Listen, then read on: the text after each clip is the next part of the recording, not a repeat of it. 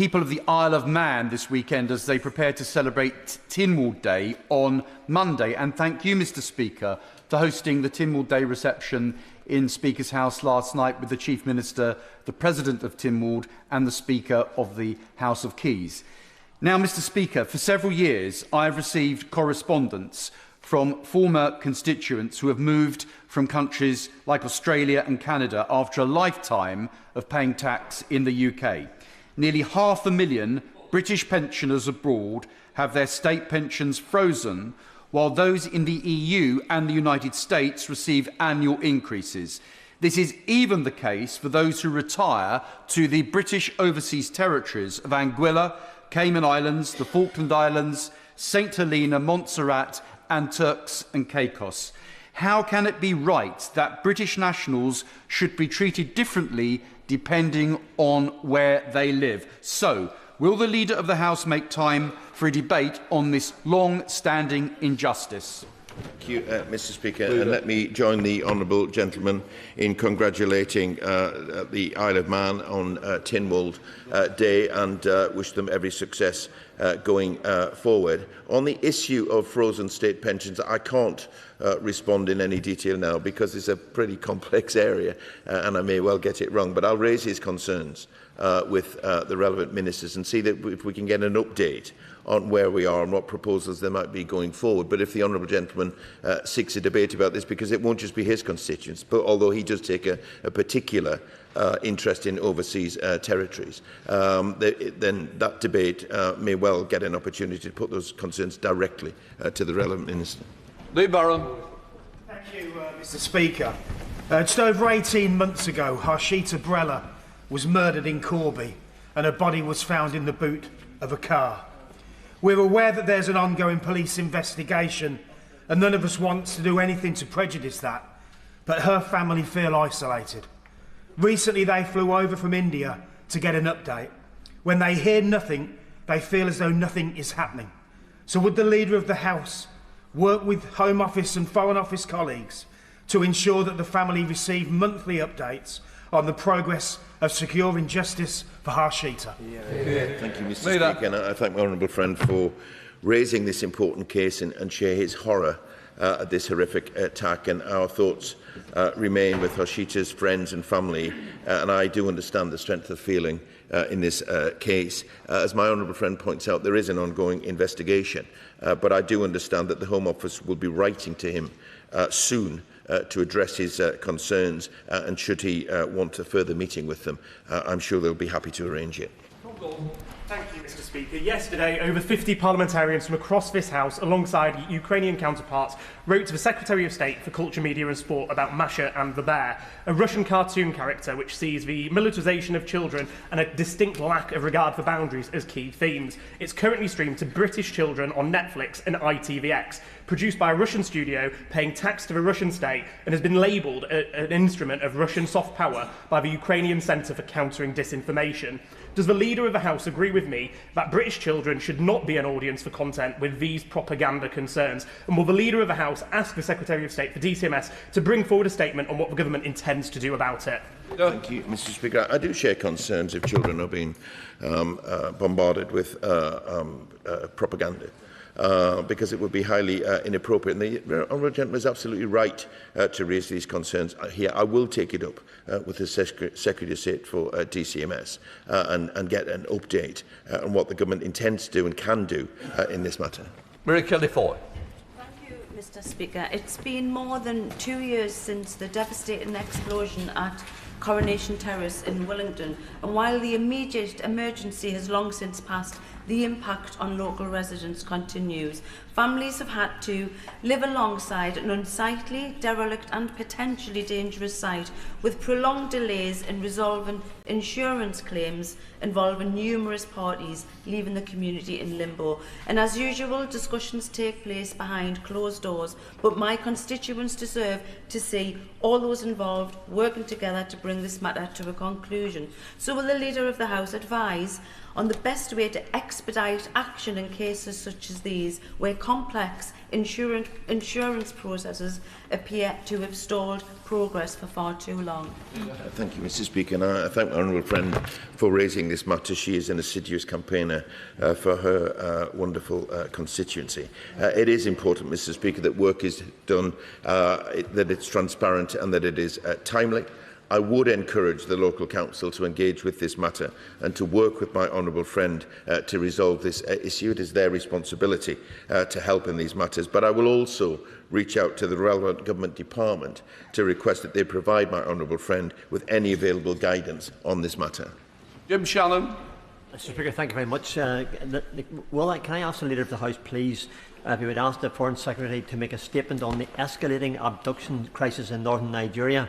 Reports indicated some 1,100 people were abducted in the first 4 months of this year, but last week gunmen, terrorists, attacked Government Day Secondary School in Lassa, Borno State, abducting 36 students and 1 staff member during examination time. What representations has the government made to the Nigerian authorities to strengthen civilian protection, secure the release of those still held captive, and to tackle the armed groups responsible for these attacks? Thanks so much. Mr. Speaker, and as ever, the honourable gentleman raises a serious matter, and I saw those reports, and it is absolutely appalling with as to what has happened. Is happening.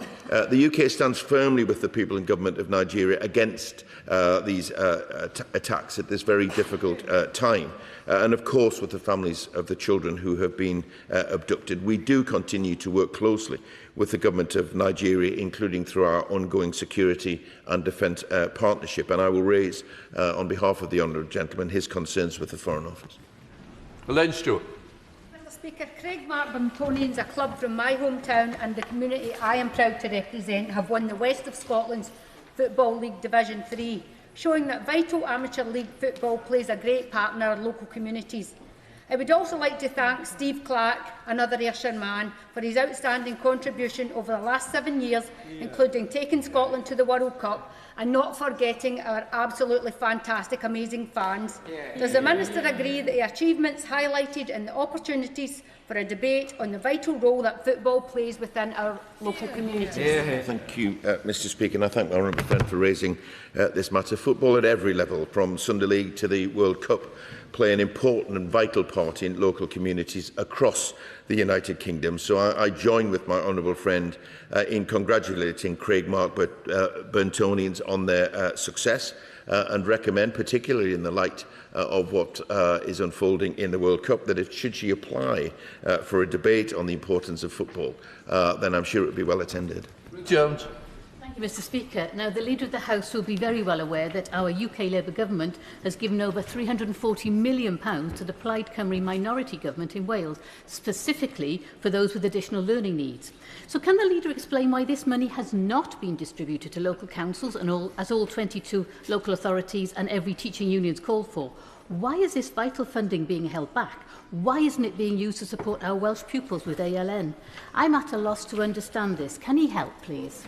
Thank you, Mr. Speaker. I'm not at a situation where I can help because I don't understand either. It does seem incongruous with what this government is seeking to do, but also I would have thought the intended actions going forward of the new administration. It's a great deal of money. The need is there, so I don't understand why it hasn't happened. I hope that the Welsh Government has listened to the very wise words of my honourable friend. Let's see what happens, but should she seek to hear directly from a minister about what further we can do from here, then I would advise her to seek an adjournment debate. Joe Morris. Thank you, Mr. Speaker. Last week, Sarah, the head of Pastoral Services at Hexham Priory School, and Friends of Hexham Priory School began their 24 Hours Challenge, where they raised over £28,000 by running and walking laps of the Wentworth Leisure Centre in Hexham for a continuous 24-hour period in one of the hottest weeks on record, no less. Would the Leader of the House join me in congratulating them for their actions, and will he support a debate in government time on support for respite services for children with families, children of SEND families in rural areas?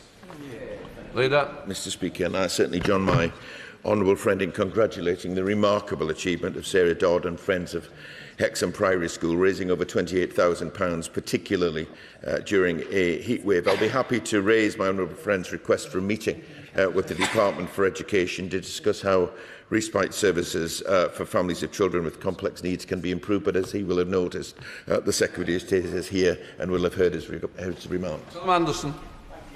This weekend, over 500,000 people from around the world will descend on the Silverstone circuit, half of which is located in the Buckingham Bletchley constituency, to hopefully see another British win at the British Grand Prix.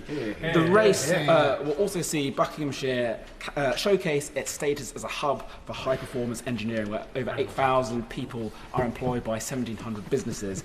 Will the leader join me in wishing British racers all the best of luck this weekend, and might he find time for a debate on the contribution of Formula One and motorsport to the UK economy? I certainly send everyone my best wishes and absolutely agree with my honourable friend that Formula One and motorsport bring a huge advantage to our economy, from the highly skilled engineers, researchers and developers to the success of British drivers, including Sir Lewis Hamilton, George Russell, Lando Norris.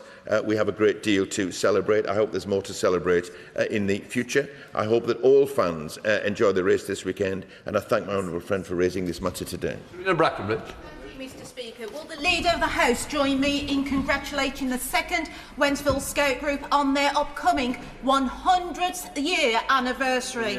I pay particular thanks to Steve Rogers, better known as Codge, who, for 50 years of service and incredible dedication to so many young people over many generations in and around Wentzville, will he join me in thanking Codge and all involved in our Scout groups in Wolverhampton, Willenhall and across the country? Thank you, Mr. Speaker. My honourable friend is absolutely right to champion the good work of the Scouts, and I join her in congratulating the 2nd Wednesfield group in its upcoming centenary, a remarkable achievement.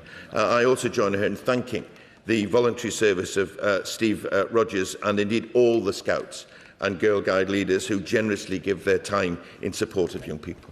Alison Gardner.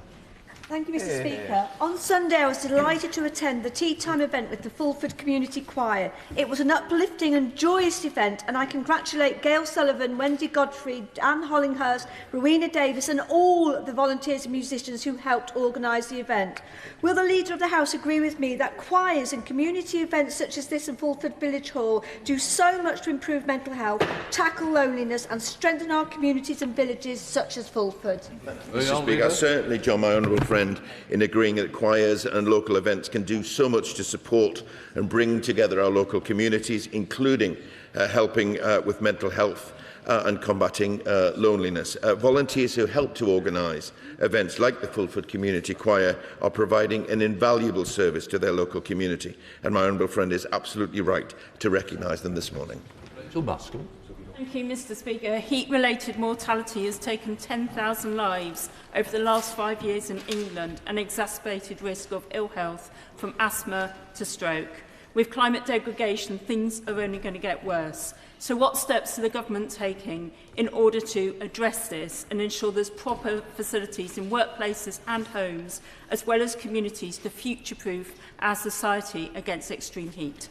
Thank you, Mr. Speaker. My honourable friend is right to raise this, and we know that extreme weather events are getting more common, and these issues will not go away. We're working across government to respond to the severe heat waves and mobilising support, particularly to the most vulnerable, who are, of course, at greatest risk of harm. As the Honourable Lady will know, the government is taking action to combat climate change, and I'll make sure that the points that she raises are shared with the relevant minister. Thank you, Mr. Speaker. Wolverhampton Community Radio 101.8 WCR FM in my constituency of Wolverhampton West provides a vital service to people across the city, giving a platform to local voices, community groups, charities and volunteers, and keeping residents informed about the issues that matter to them most. I have been on the radio talking about knife crime and the Pride in Place programme at a time when we have had reductions in local radio services following commercial radio mergers. Will the Leader of the House please agree to a debate in government time to recognise the invaluable contribution of community radio stations such as Wolverhampton Community Radio and the importance of providing sustainable, long-term funding for community broadcasting across the country? Mr. Speaker, my honourable friend makes a powerful case for local radio and the role that it plays in giving a platform to local voices and communities. That's why we've launched our local media strategy with an increase in community radio funding to £1 million per year. And I suggest that my honourable friend perhaps applies for a Westminster Hall debate to discuss the role that radio plays in our local communities, because, of course, every constituency will be affected. Adam Thompson. Mr. Speaker, recently I did the school run in Ilkeston with Bibi Newton, experiencing it the way that she does in a wheelchair. We navigated broken pavements, uneven crossings and all kinds of poorly placed street furniture. It really showed me the barriers that disabled people face every day of their lives. It was so difficult, mentally and physically exhausting and at times dangerous. Would the Leader of the House consider a debate then to properly examine the experiences of disabled people and the barriers they face in everyday life? Thank you, Mr. Speaker. As ever, my honourable friend is a champion for the rights of his constituents, and I pay tribute to him for that. We are committed to ensuring that streets and transport networks are accessible for everyone, including disabled people. And the overall responsibility, however, lies for the management of pavement crossings and street furniture does lie with the local highway authority, and I hope that they have heard his powerful representation this morning on behalf of his constituents. Graham Downer. Thank you very much, Mr. Speaker. After holding a series of stakeholder events with local businesses and charities and an online survey attracting more than 1,000 responses, I've recently published the results of a city centre survey for Dunfermline. That survey highlighted that people are very proud to live in Scotland's newest city and ancient capital, but that improvements are needed in the city centre itself to improve aesthetics and to attract new businesses. Does the Leader of the House agree with me that the people of Dunfermline deserve to see improvements in their city centre, and will he help me deliver that for my constituents?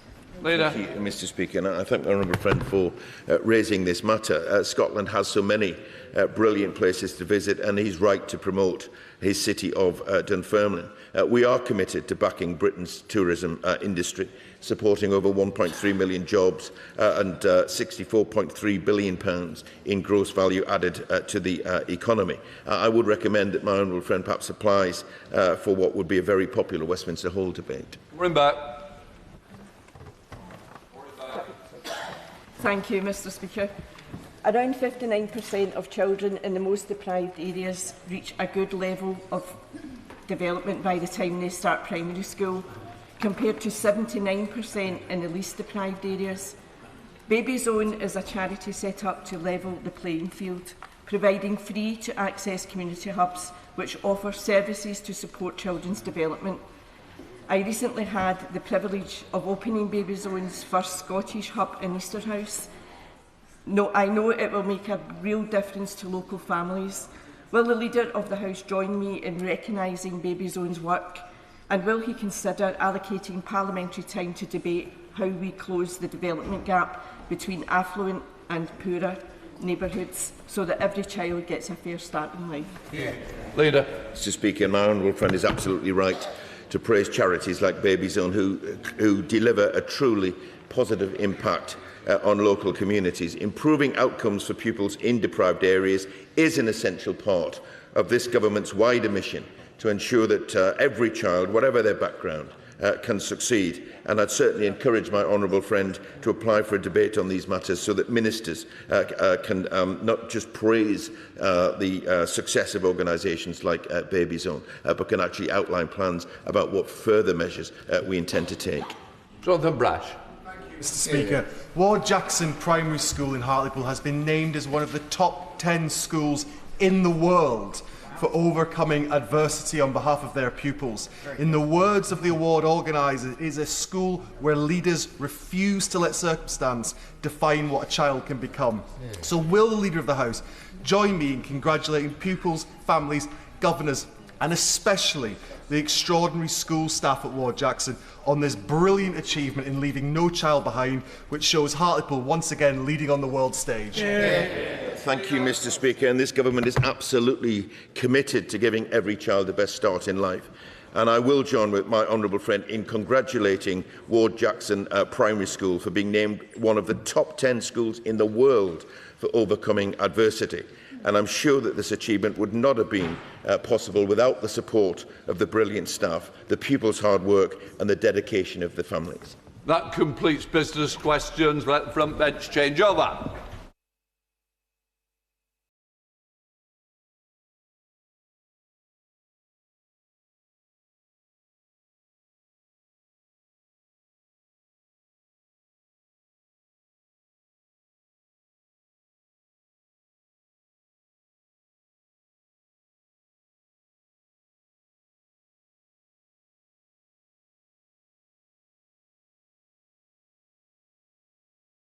We now come to the statement. Prime Minister Keir Starmer.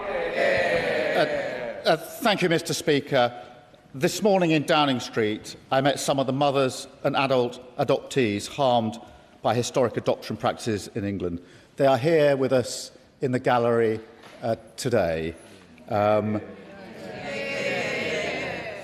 I had the chance to talk with them privately. They are the most remarkable women, and I know the whole House will want to join me in paying tribute to the extraordinary courage with which they've shared their harrowing testimonies and fought for the truth time and time again.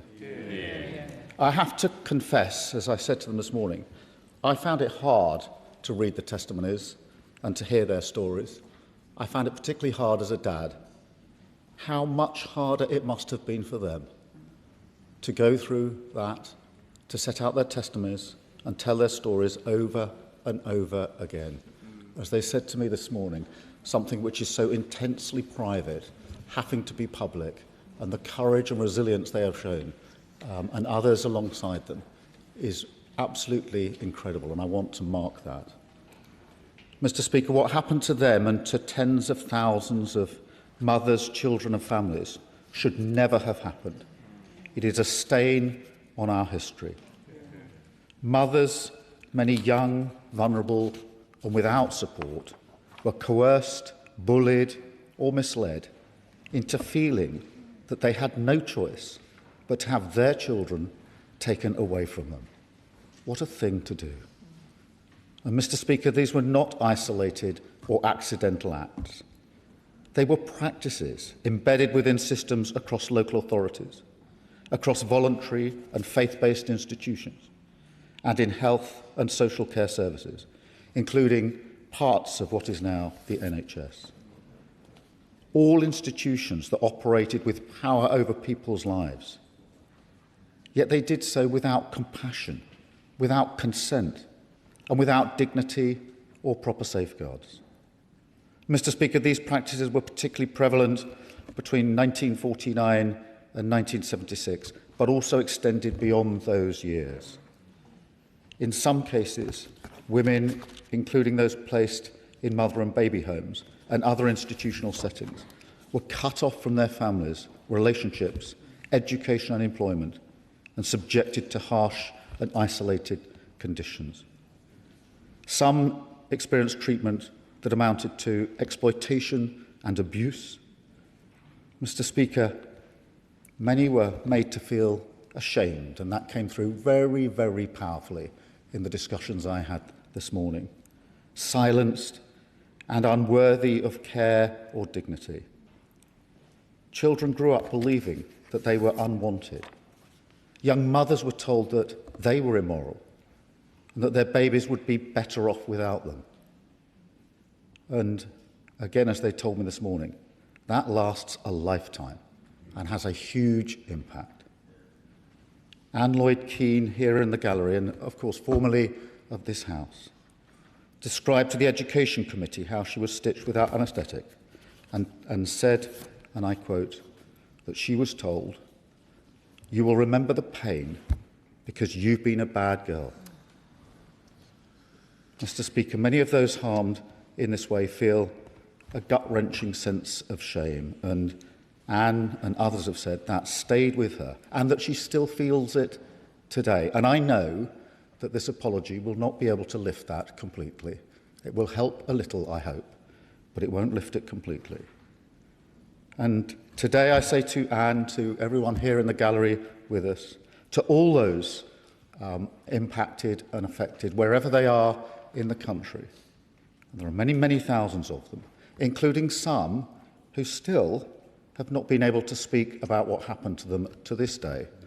And I hope that this statement, this apology, perhaps gives some of them the confidence to speak about what happened to them, because it will help in a small way.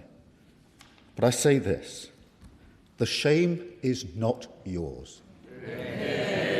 The shame was never yours.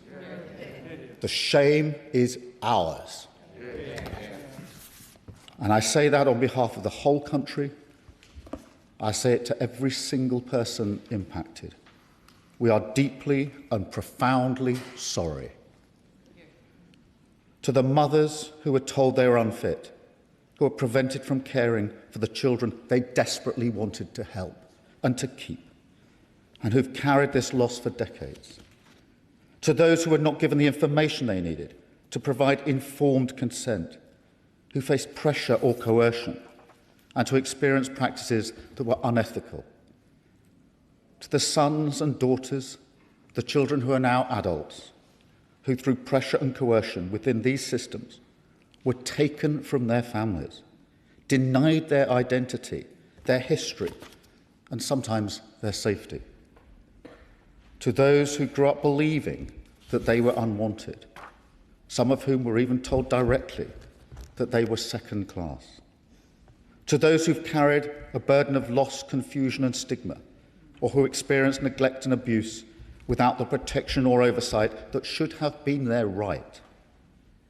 To those who've experienced lifelong uncertainty, loss, or questions about identity and belonging, or whose mental and physical health, relationships, and sense of self across their lives has been affected.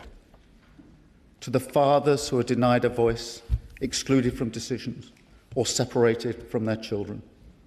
To the siblings, grandparents, partners, and extended family, and future generations who've lived with the consequences of these practices. To those who experienced harm from these practices, even while being brought up in loving homes by their adoptive parents. To those who were adopted across borders or cultures, who lost connections to their heritage, racial and personal identity. And to those from ethnic minority backgrounds who experienced racism or were treated differently within these systems, and who, as a group, were less likely to be adopted or to grow up in stable family homes. Mr. Speaker, I'm struck by the words of Debbie Irumli, who I met this morning. She says she was raised with racist views towards her own biological family. Mr. Speaker, how do you even begin to comprehend that? To each and every one of those affected, we say a deep and heartfelt sorry. Mr. Speaker, let me be clear and unequivocal. These harms were compounded by the actions and failures of the state. Governments funded, enabled and relied on systems that were not consistently or effectively overseen. The state did not prevent harm from continuing. The state bears responsibility for the systems it funded and legitimised, which enabled these practices to occur. The state did not do enough to protect mothers, children and families from harm. And for this systemic failure, I am truly sorry.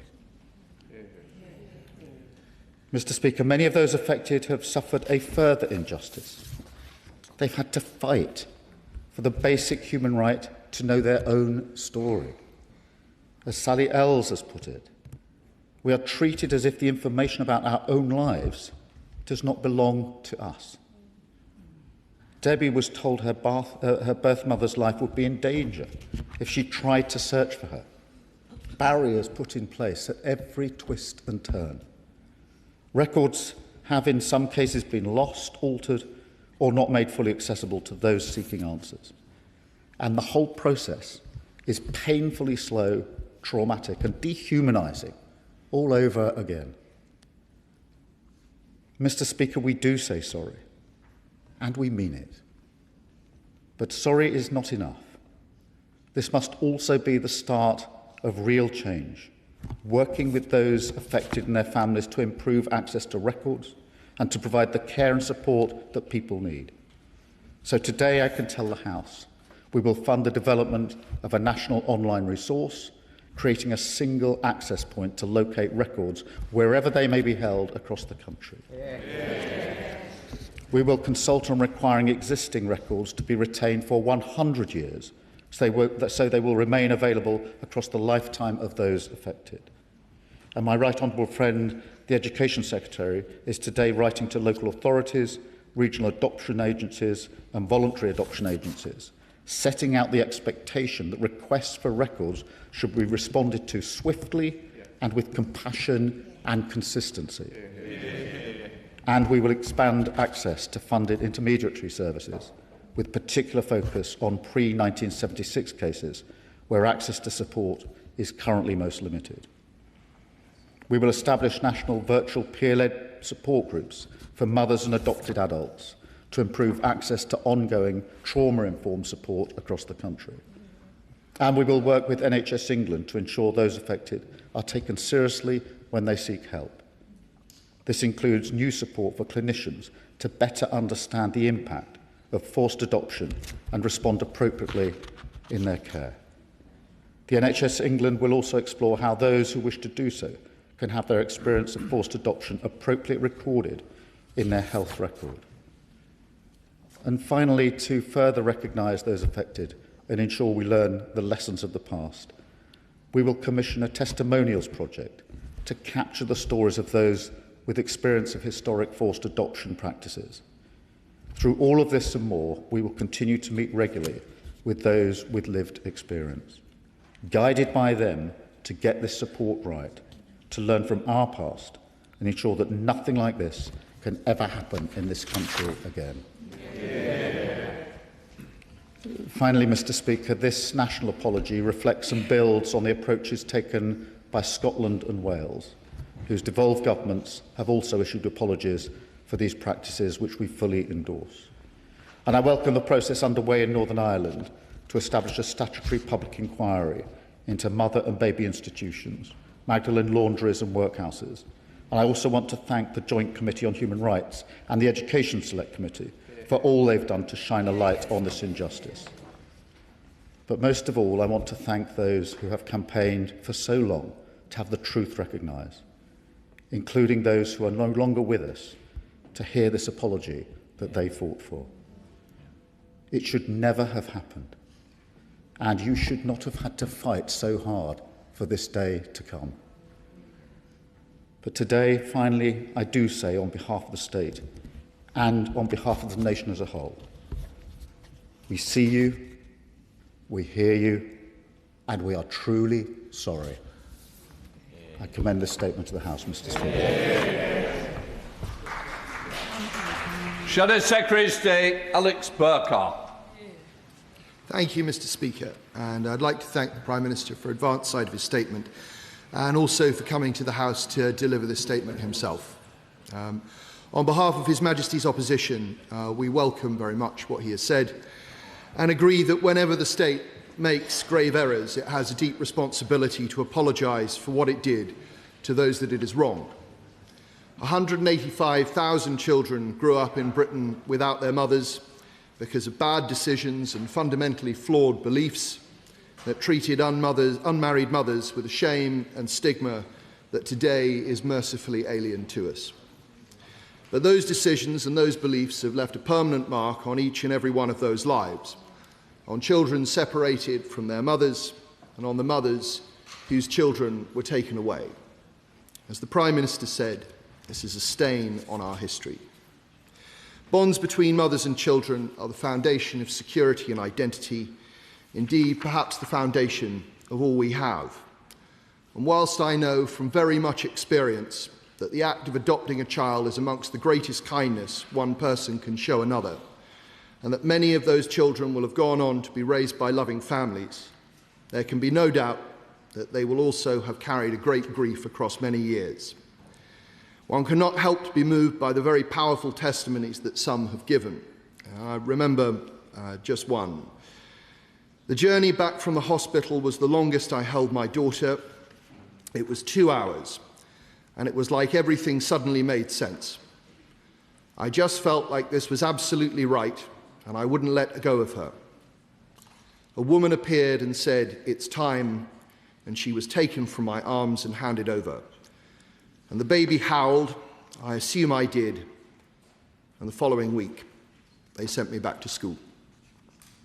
Thousands upon thousands of such experiences happening every day in every corner of our country over many years.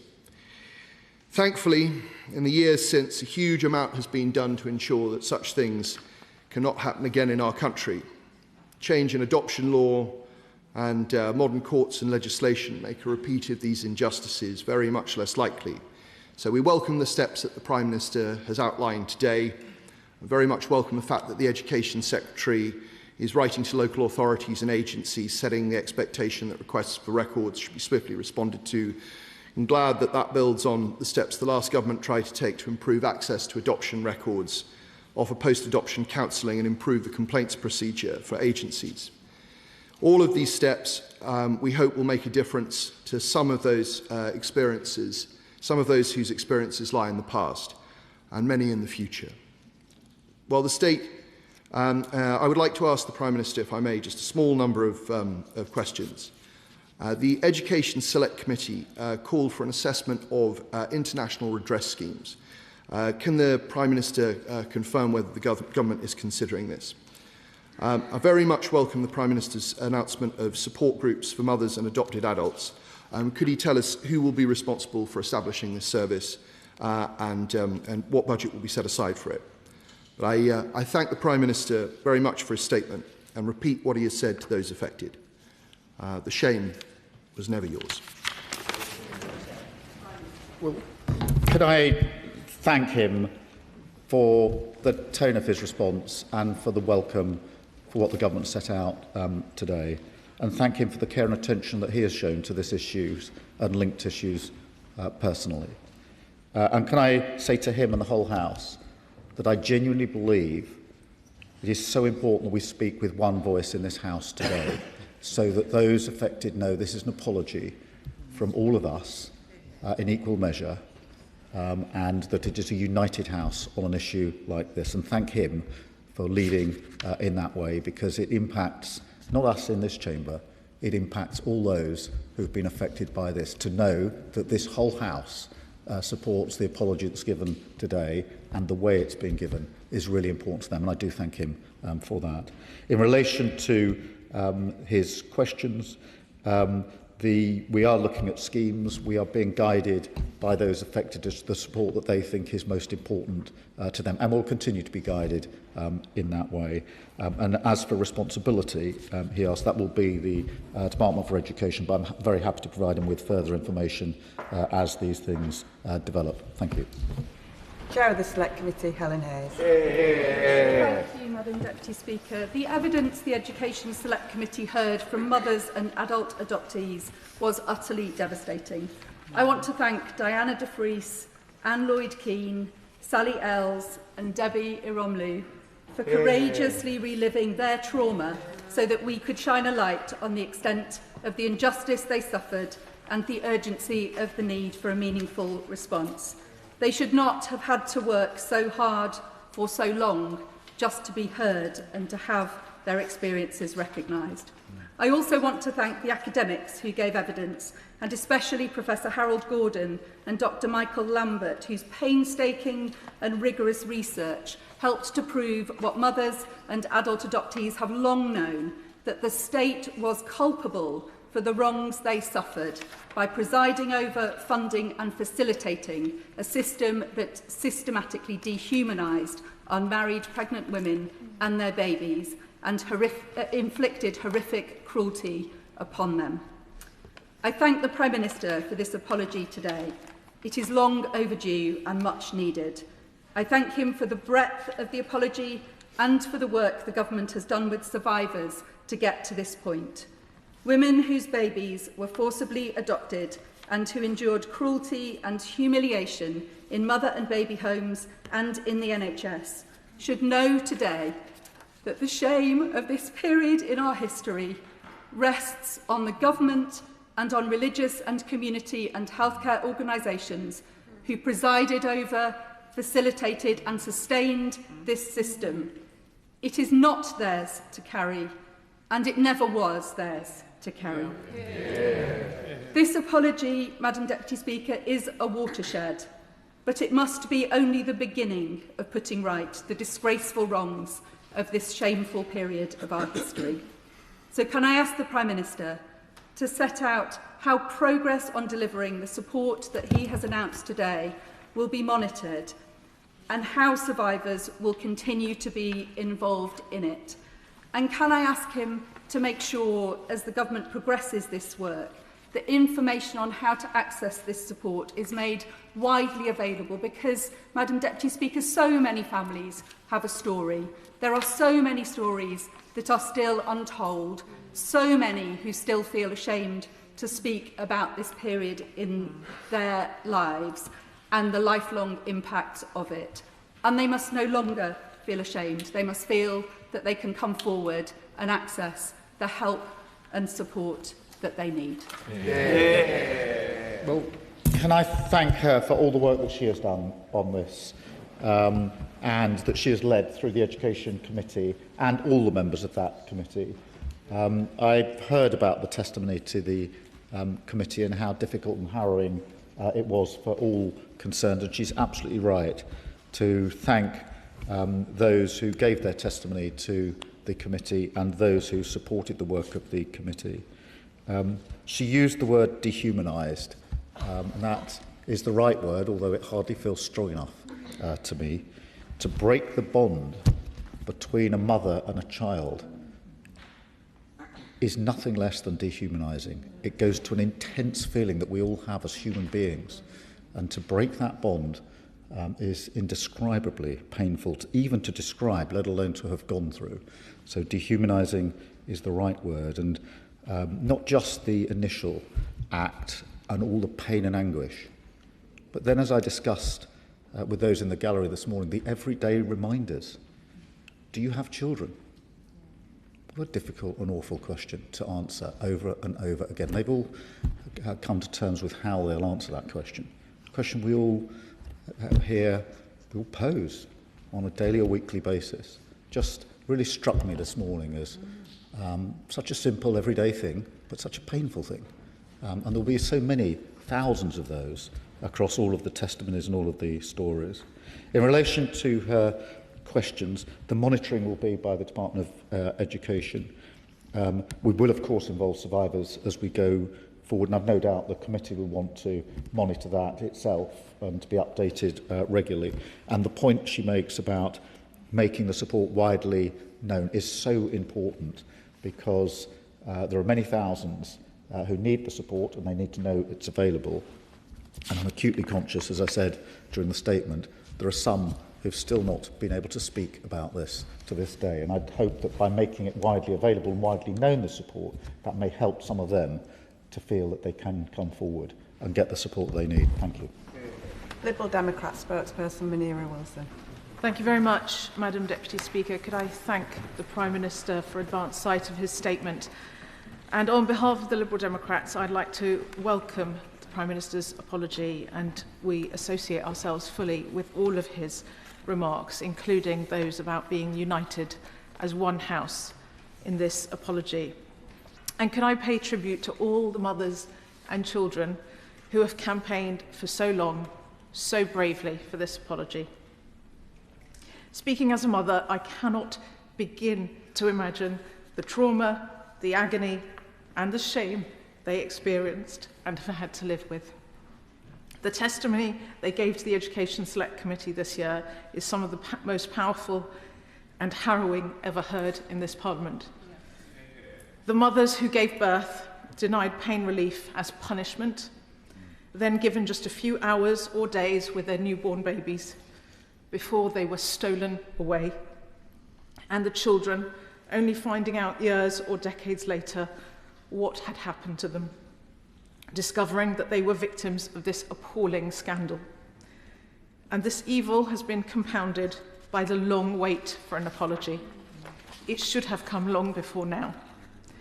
It is a tragedy that Veronica Smith, whose daughter was taken from her 60 years ago and who founded the movement for an adoption apology 16 years ago, sadly passed away before she could see her campaign succeed. This apology is a tribute to her and all who have fought alongside her. And I hope it gives them some sense of closure. I hope it helps them know that the blame does not lie with them. It never did, but with those who did this to them and those who allowed it to happen. And that includes the Church of England, the Catholic Church, charities, and of course, the state. But as the Select Committee heard, an apology in words alone isn't enough. It has to mean action to help heal the trauma this scandal has caused. So I very much welcome the steps the Prime Minister has announced today on adoption records, on trauma-informed support, and the Testimonials Project. Could he tell us, will that support include a specialist mental health pathway for all those who need it? And will he commit to a continuing dialogue, as the Chair of the Education Select Committee has requested, a continuing dialogue with the survivors on any further support and or redress they want to see? Because today's apology is not the end. It must be the beginning of a better, more caring approach to these mothers and their children. Thank you. Can I thank her for welcoming this apology and repeat just how important that is, that we are united across this House speaking with one voice. I do thank her for that. And she mentioned the long wait for an apology, a long wait for justice, and that's the double injustice. Not just what happened, but then the fight, as is often the case, for acknowledgement of what went wrong. And we've got this wrong as a state so often. We circle the wagons and protect the decision makers and the wrongdoers instead of asking ourselves the question, where's the injustice here and how do we put it right? That has to change. Because it's happened in this case and it's happened in other cases. So I thank her for drawing attention to that. We are looking at mental health pathways. I think they're vitally important and how they need to be tailored as well, trauma-informed and developed. And yes, of course, we'll continue the dialogue with all of those affected and with the Education Committee and with the House. Thank you. Tracy Gilbert. Deputy Speaker, as an adopted person born in 1972, I welcome today's statement from the Prime Minister. I have no idea if my birth mother felt forced to have me adopted, but I do know that prior to the birth, she was in a Church of Scotland mother and baby home. My adopted parents have since died, but I'm sure they would not want to have adopted any child who had been forcibly removed from their mother. Does the Prime Minister agree with me that mothers should be supported by the state to look after their children and not forced to give them up? Can I thank her for sharing her personal experience? And it is obvious how hard that is. Things that are intensely personal and private, full of pain and grief, being said out loud in a chamber like this is really difficult. It's hard for some of us to comprehend just how difficult that must be. And so I salute her courage and resilience and all those that have spoken out. To have to speak out about something which is so intensely difficult, so over and over again, is incredibly, incredibly demanding. But the comfort, I hope, is not only that because of that, you've been seen and heard, but that others will have the courage to speak out about what happened to them. And I thank her in that regard as well. And yes, we must keep up this support. Yes, we must keep up the dialogue, and we will. And I thank her again. Sir Edward Lee. And of course, whilst historical misdeeds, and these are misdeeds, have got to be condemned, individuals have to be judged by the standards of morality of their own time, not our own, and we've got to bear that in mind. But I will say this, that those of us who claim to be of religious persuasion should remember that our religion should be one not of judgment, but of love. And that love should extend to everybody, young mothers, babies, and every frail person from the very beginning of life to the very end. Yeah. Can I thank him for his contribution of his welcoming of the report and his comments about love. I don't entirely agree with him, I have to confess, on judging people by the standards of the day. I understand the point he makes, but I think something as visceral as this, actually on any standards, was wrong then and now. I'm not disrespecting the point he makes. I just personally feel quite strongly that to dehumanise someone in this way is hard, really, to explain whenever the standards were in place. But otherwise, I agree with everything he said. Debbie Abrahams. Thank you, Madam Deputy Speaker. And I thank the Prime Minister for his really heartfelt statement. I think everybody here could feel that. But does he agree with me that we must recognise the lack of empathy, the dehumanising approach that was adopted in this practice? I'm minded of the statement, don't judge someone before you walk in their shoes, should apply. And unfortunately, still in some service areas, we don't apply this, and that is demonising and dehumanising of people. We do need to recognise and support our common humanity. Well, can I thank her for her question and what she's done on this and so many other issues. And she's absolutely right that this cannot simply be a backward-looking exercise. It has to be something where we carry the principles that sit behind this apology into all the other instances where there is disrespect, a lack of regard for people's dignity, and that will make the apology more meaningful, I'm sure, if we commit to that. Sir Julian Smith. Can I thank the Prime Minister for the incredibly powerful statement. I was lucky enough to bring forward legislation in Northern Ireland for victims of institutional child abuse, and as part of that legislation there was an apology.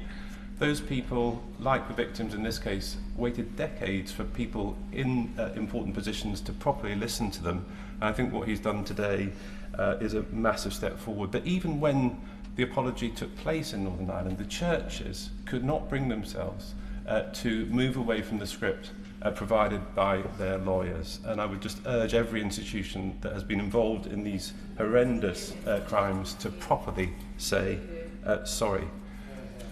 We've heard about the processes that will follow this statement, but could I urge the Prime Minister to use the considerable power he will have as a former Prime Minister to stay involved in this issue? Well, can I firstly assure him I will stay involved in this issue? It's a deep injustice. Secondly, can I thank him for the work that he did in Northern Ireland, because it was a really important moment. He's absolutely right about the way others, the churches, the example he gave. Because if you say you see someone and you hear someone, you have to see them and you have to hear them. You can't give an apology that is just lawyer's script. You have to listen, you have to take it in, you have to try and understand. You can't completely, because you've not been through what they've been through. And I would like, in that regard, if I may, just to thank the Secretary of State and her team for the way that they have gone about preparing this, because I know that they've tried their level best to make sure that they have reflected, seeing and hearing those who have been affected by that. And it does make a difference, because an apology can be a formal form of words, or it can be something which is heartfelt and meaningful. And I hope, beyond hope, that today is received as something heartfelt and meaningful. And I extend thanks to the team in government who've done so much work to try and ensure that that is the way today is received. Serena Brackenridge. Madam Deputy Speaker, I must start by thanking the victims and sufferers who came to the Education Select Committee and shared their harrowing first-hand lived experiences. It was extremely difficult to hear, but my gosh, it must have been unimaginable to actually live those experiences. But the victims, again and again, were put through processes where they had to relive their trauma, an unacceptable struggle for the justice that they deserve. I thank the Prime Minister for his unreserved, heartfelt apology. But does he agree that this must be the beginning with survivor-led support, specialised counselling, improved access to records and help to reunite families living with this injustice? Her for all her work in this area, for her powerful intervention and question, and she's absolutely right about not just the initial injustice, but all the hoops, burdens and barriers that were then put into place. Almost every twist and turn, every road were fresh barriers put in place. And that is why this absolutely must be the beginning of survivor-led support, and we mark it in that way. Manuela Pertigala. Thank you, Madam Deputy Speaker. We heard on the Education Select Committee harrowing testimonies of the cruelty that unmarried mothers and their babies were subjected to. They were shamed, coerced and separated from their babies, causing lifelong trauma for all of them. And the government's apology is welcome, yet long overdue, because for many survivors, official recognition of this injustice is an essential step towards healing. And ensuring that survivors obtain information about their personal histories is fundamental. So can the Prime Minister set out a time scale for the national online resource to improve access to adoption records?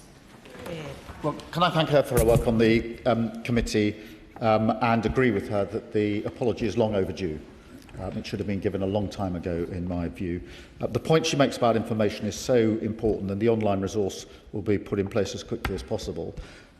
It's not a small matter, because this is information that belongs to those that are affected.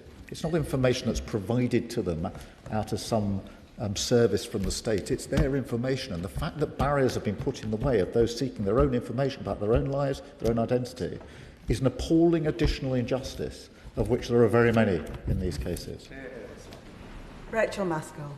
Thank you, Madam Deputy Speaker. I sincerely thank the Prime Minister for his statement today as the chair of the all-party parliamentary group on adoption, and he will know that I wrote to him at the start of the year about the importance of issuing this apology, and I really thank him for the way that he has done that. We know that 185,000, that's just hard to appreciate, 185,000 families were affected from that post-war era to 1976 with forced adoption, 404 families in my own city. Will he ensure rapid access to therapeutic support? Because we know it's incredibly difficult both for adoptees but also for women and those who were girls who had their babies forcibly removed, but also consider babies who were brought to the UK from other jurisdictions who also were forcibly removed from their mothers. Prime Minister. Can I thank her for her work on the APPG and for her campaigning on this and acknowledge what she has done.